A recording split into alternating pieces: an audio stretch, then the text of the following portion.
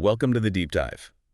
This is where we take sources you're curious about and really pull out the core ideas, the things that might make you see the world a little differently. Exactly. So today, we're looking at a chapter called Awakening from the story of Siddhartha. Yeah. Someone sent this in, and it's just packed with stuff about self-discovery, figuring out who you really are. Yeah.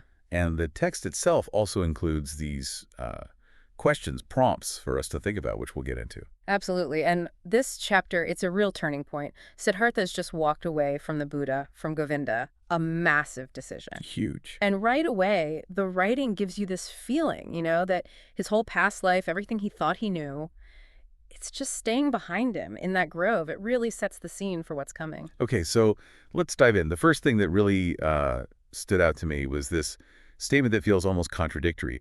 It was the self I wanted to free myself from, which I sought to overcome. Right. Like, wait, what?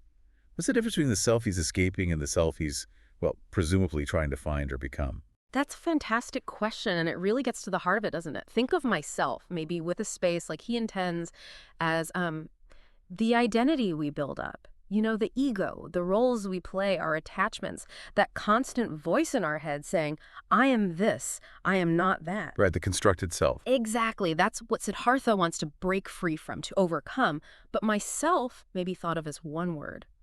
That could be something deeper. That essential core, maybe. The thing hidden under all those layers, even if it's something you're always chasing, always redefining. I mean, think about times in your own life. Maybe you've clung really tightly to a certain label, like I'm a student or I'm a manager, and then later you realize, wow, that label was actually boxing me in. Yeah, holding you back. Yeah. Siddhartha's struggle here is sort of that human experience writ large, trying to grasp who we are beyond those surface things. Yeah. Okay, that makes sense. So when we look back at his time as a samana, he was doing all that intense meditation, trying to find Atman. But the text says he felt like he was losing his self. Is this him starting to realize that the self you can analyze, the one you can think about, maybe isn't the real goal? Precisely. It's like the very act of trying to pin it down with his mind, to dissect it, was actually pushing him further from that deep experience he craved. Right. He reflects later, doesn't he, that he was trying to kill and dissect himself, which is pretty intense language. It really is. And it suggests that maybe this core self isn't something to be figured out like a math problem, but something to be experienced, or maybe even just allowed to be without constant interference. It's like trying to understand why a joke is funny by explaining every single word, you kill the humor, Well, right? Yeah, you intellectualize it until it's gone. Okay, so this internal struggle, this feeling of losing himself while trying to find himself, this leads him to leave his teachers, even the Buddha. That's a massive step. What's going on there? Why does he suddenly feel he doesn't need that guidance anymore? Well, his big internal question becomes, what is it about this self, myself, that all the teachings, even the Buddhas, couldn't quite touch for him? And he lands on this idea. It's his intense preoccupation with his own being, this like fundamental mystery of being this one single person, separate but somehow connected to everything. That mystery itself becomes his focus. So the focus shifts inward, but in a different way. Exactly. He's realizing the answers aren't going to come from someone else's wisdom, no matter how enlightened they are. They have to come from his own direct experience. And it feels quite humbling almost when he admits, after all that spiritual practice, that he knows less about himself than, like, anything else. Totally. It's a really stark admission, isn't it? It highlights how limited our intellect can be when it comes to understanding our own core. And he sees that part of his striving, his seeking, it was actually driven by fear. Fear of himself. Fear of that unknown within. Yeah. He was trying to escape that inner mystery by chasing these big abstract ideas like Atman, Brahman, the ultimate reality. And in doing that, he felt like he lost touch with his actual present experience. Okay, so this kind of intellectual escape route didn't work.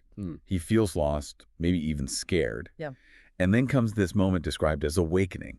What does that actually look like, feel like? The text makes it sound like his whole perception shifts. It's described so vividly using all the senses. Suddenly the colors are brighter, the river's movement is captivating, the mountains feel solid in a new way. Everything seems beautiful, strange, mysterious. Wow. And crucially, he rejects that old idea he learned that the visible world is just Maya, an illusion. Yeah. Think about, when you suddenly really see something familiar, like you notice the complex pattern on a leaf you've walked past 1,000 times. That kind of feeling. Yeah, like the ordinary becomes extraordinary. Yeah. And he has this realization that the meaning, the purpose and essential properties, Yeah. they aren't hidden behind things. They're in the things themselves. He uses that great analogy about reading. Yes. The reading analogy, it's perfect. Appreciating the letters and symbols themselves, not just trying to decode some secret message hidden behind them. That's such a powerful shift, isn't it? It moves the focus away from this endless search for some ultimate abstract truth Mm-hmm. and brings it right into the concrete reality of this moment, this thing. It's like realizing the beauty of a piece of music isn't just some idea it represents, it's in every single note, the pauses, the way it flows. Right. He's not looking for the universe's secret code anymore. He's just appreciating the inherent wonder in what's right in front of him. Mm. And that direct encounter, that unfiltered experience, that's what makes him feel born anew. And, this actually connects to a whole philosophical school called phenomenology. The idea is you study things as they actually appear to your consciousness, your direct experience, rather than trying to guess at some hidden reality underneath.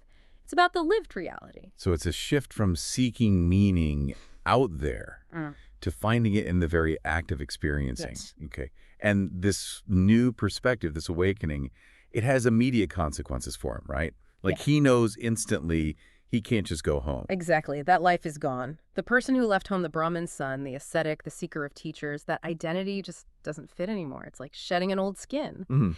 And he feels this profound isolation, not just physical separation, but like his understanding is different now. His old connections, family, caste, even the Samanas or the Buddha's followers, none of that structure holds him anymore. He feels like nothing but Siddhartha, the awoken one, which sounds liberating, but also pretty lonely, especially when he thinks about Govinda, who's found his place, his community with the monks. Right. It really makes you think, doesn't it? Does finding yourself sometimes mean losing your place, losing that sense of belonging you once had? Yeah.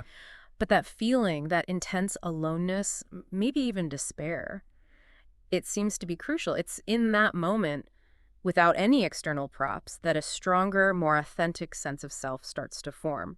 By facing that utter lack of belonging, he kind of solidifies who he is now and commits to this new path forward, away from everything he knew. Okay, now the text you sent also included these topics worth investigating. They're really useful for connecting Siddhartha's experience to some bigger ideas. The first one brings up Socrates' Know Thyself and contrasts it with Siddhartha's journey of overcoming or understanding the self. Are they aiming for the same thing, just different methods? It's a really interesting comparison, the Socratic method, that relentless questioning, digging into definitions, examining your own beliefs. There's definitely an overlap with Siddhartha's deep thinking. And the text even suggests maybe the Socratic approach is a kind of Western way of wrestling with ideas like Maya, illusion, and Atman, the true self. But Siddhartha's path seems to go beyond just intellectual understanding. It's about transcending that constructed self, letting it go in a way that's more than just figuring it out mentally. So less analysis, more experience. Yeah, maybe. It's like Socrates wants you to carefully examine the entire menu, understand all the ingredients, right? Siddhartha eventually decides he needs to just eat the meal and see what it's like. Okay, that's a helpful way to think about it. What about the link to phenomenology and Sartre? That idea that the meaning isn't behind things, but in them. That felt like a really strong connection when you mentioned it earlier. It really is a powerful parallel. The phenomenology basically says, let's focus on how things actually appear in our experience, in our consciousness. Sartre has a famous example in his novel Nausea with the chestnut tree root. I remember reading about that. Right. Suddenly, it's not just a root, a category. It's this raw, overwhelming presence. Its existence just hits him. Siddhartha's realization that meaning is right here, in the world, in the experience that resonates directly with this. Meaning arises through our encounter with the world. It's not some blueprint hidden somewhere else. So the meaning isn't just waiting passively to be found. Exactly. It's co-created in a way. It's immanent, right here within the experience, not transcendent, existing separately somewhere else. It's in the feel of the sun, the sound of the river, and, crucially for Siddhartha, in his own conscious awareness of it all. Got it. Now, the text also highlights the image of the snake, showing up right as he realizes he can't go home. Is that just a dramatic image, or could it symbolize something more on his path? Well, snakes are loaded symbols, aren't they? Yeah. Transformation, danger, shedding skin. Sure. So its appearance right at this turning point, probably significant. It could represent the potential dangers on this new path he's forging, maybe the risk of old habits creeping back in, the poison of doubt or fear he still has to face. Or maybe the necessary pain of shedding that old self. That too. Yeah, shedding the skin.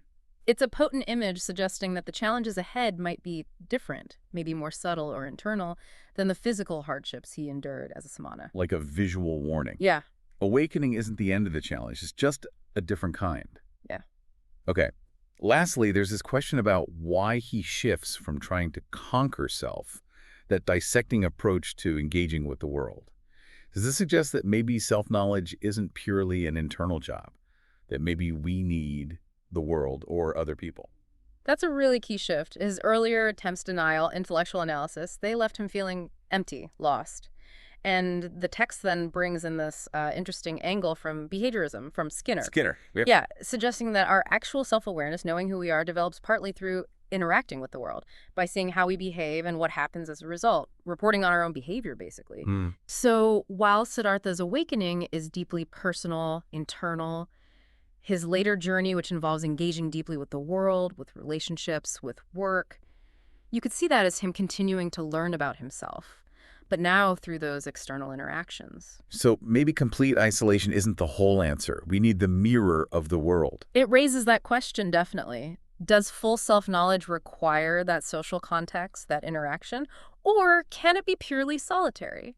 His journey suggests maybe not purely solitary. He needed to move beyond that internal battle and actually dive into the world, its messiness and its beauty, to truly grasp his place in it and who he was becoming. The inward journey needed the outward engagement to be complete. Something like that, yeah. It's a balance. Okay, so if we were to boil down the key insight from this awakening chapter, it really seems to be about moving past just thinking about the self, past those intellectual boxes we build, and instead embracing the direct, sensory, immediate experience of the world and of your own being within it. His search led him away from external teachings inward, but that inward turn ultimately pointed him back out to find meaning right here, right now. Beautifully put. It's recognizing that interconnectedness, finding that spark, call it divine, call it essential within himself and within everything he encounters, not separate.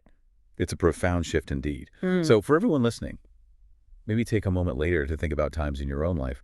When did a shift in how you saw things suddenly reveal something new about yourself or about the world? Yeah. And what kinds of snakes, those maybe unexpected challenges or moments where you had to shed old ways of thinking or being, what might you encounter on your own path of, well, awakening or self-discovery? Definitely something worth mulling over. Absolutely. Thanks for taking this deep dive with us today.